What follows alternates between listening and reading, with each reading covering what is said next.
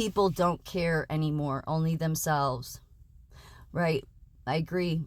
But I don't even think it's that they don't care anymore. Did they ever? Because this world tells everybody what caring looks like.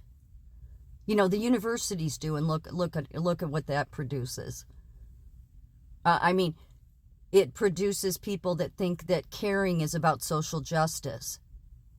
People think social justice is about empathy, that social justice is about justice. No, social justice is about Marxism. Social justice is fascism. Social justice is the opposite of empathy. And social justice is about social corruption and corrupting people's minds. But true care that I really believe this, because most people think they care. And this world, the universities will tell you, no, this is what caring looks like. They don't know what caring is. And I think really, my opinion, is that you really only find out what empathy really is and what a true caring is when you find God. It's just, that's the way it was for me. I mean, because it's like what the Bible talks about, that your heart changes. God, as it says in the Bible, replaces the heart of stone with a heart of flesh. Not literally, of course, but that's part of that transformation. And so through that, you tend not to see the world through what most of the world sees the world as. Because you see it, you come from a truly caring place. And this world will tell you, no, that's wrong. You shouldn't care like that. That's coming from the very people that don't know how to care. And so that's part of the problem. That's why there's so many people that don't care, yet they believe they do. So, I mean, this very thing was the biggest struggle for me after all of that, because it was a horrific experience that was so unjust. So when I see my very profession, American Nurses Association themselves and the credentialing and nursing boards carry on about social justice and health equity and gender affirming care, I'm thinking, you sons of bitches. Because I saw you didn't care. I saw how too many of you didn't care. You did it. And what's worse is you didn't care about a kid. The hardest part about working at that job and I loved working with DCFS kids, because I've said before, they don't have this entitlement attitude. I mean, some of them do a little bit, like, adolescents will. But nowadays, kids from families, they're the ones that have the bigger entitlement attitudes. These kids, they're looking for anybody that actually really does care, because they make sure to put in the system people that don't, people that will go out of their way to agitate them, to provoke them. Yeah, too many stories of that. And so that could easily taint you, to where this world is so horrible. And especially after that whole experience where at every level, everybody did the wrong thing. Lawyers did the wrong thing, not a surprise, okay? They're usually going to go down the path of corruption because it'll somehow be serving their money pockets. But, the nursing itself was what was just blew me away.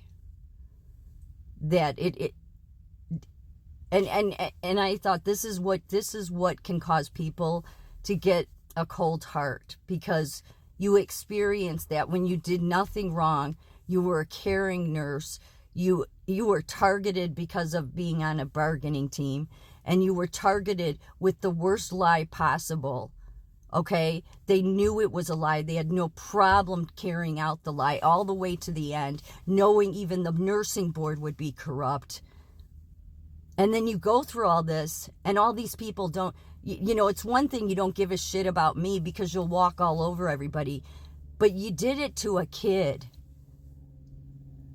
I guess I just thought, and this is why I say it, you know, I was naive back then, but is that it just seemed to me that I thought most people, when it came to kids, it was different, especially kids that don't have a guardian. You know, that should be even more important to the nursing board. That let's get to the truth here, because this is this nurse is saying that this child, she has this, this document this child wrote on here that this is what happened. A social worker confirmed it. I mean, all these, and instead of, we need to investigate this because this is a child where the state is their guardian. They didn't care. They knew they were never going to do anything. They would never do anything to help those children, but they will sit up on their high horse there at the nursing board, at an American Nurses Association and these nursing unions, and carry on about how much empathy is and what it looks like, and how what a caring profession nursing is. Not as long as they're in charge. It will never be a caring profession. It will never be a helpful profession. I'm not saying no nurse is helpful. I'm saying it will never be what it truly can be, the success it can be, and the good outcomes, as long as these sons of bitches are in place. And as soon as the top ones leave, they get the same damn character quality people in.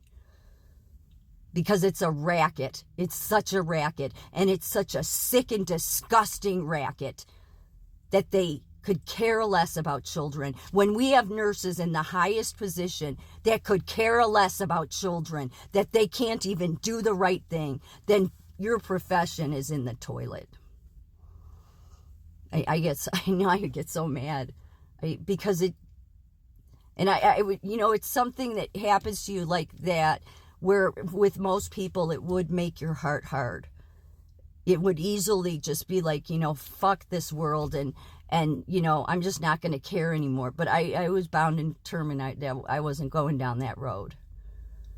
I mean, I wrestled with it for a couple of years, shed many tears over it, because of how unjust it was. So then now, 12 years later, seeing my very nursing profession and associations carry on about social justice, it's like, well, yeah, of course you're the Marxists and the communists, but you showed me that 12 years ago. You showed me who you were. You showed me at every level that the nursing unions couldn't do the right thing. The American Nurses Association couldn't, not the nursing board, not the alderman that I contacted. The thing that made that even worse, and I've mentioned it in other videos, is that when that all happened, before I even went to the nursing board or any of that, when I got the letter from the tech of what the kid wrote down and the social worker had contacted me, I started contacting like aldermen in Cook County, in that area where the hospital was. I was contacting politicians. I was contacting the paper, everyone. And then all of a sudden, the old chief nursing officer, the one that had left because the UIC chief nursing officer was coming in. She was not a chief nursing officer at UIC, but she was coming from UIC psych department. Yeah, UIC oversees DCF wards in the hospital. It tells you how corrupt it is, and that's where American Nurses Association biggest contract is. Nursing contract, union contract. So, but the outgoing chief nursing officer all of a sudden called me that she knew, a friend of a friend who knew this reporter at Chicago Trib, and I'm like, this was out of the blue. And they only did that. I realized years later on that was done so I'd stop contacting people. Because I did talk to that reporter for like 20 minutes. And then a year later, or something like that, when they did a 7-day spread about the problems with the Department of Children and Family Services and the horrors, never once was my story mentioned. So they just told me that and had this reporter call me, Dua. She works for a different publication now, but they did that just so I'd stop contacting people. It's all sick and twisted.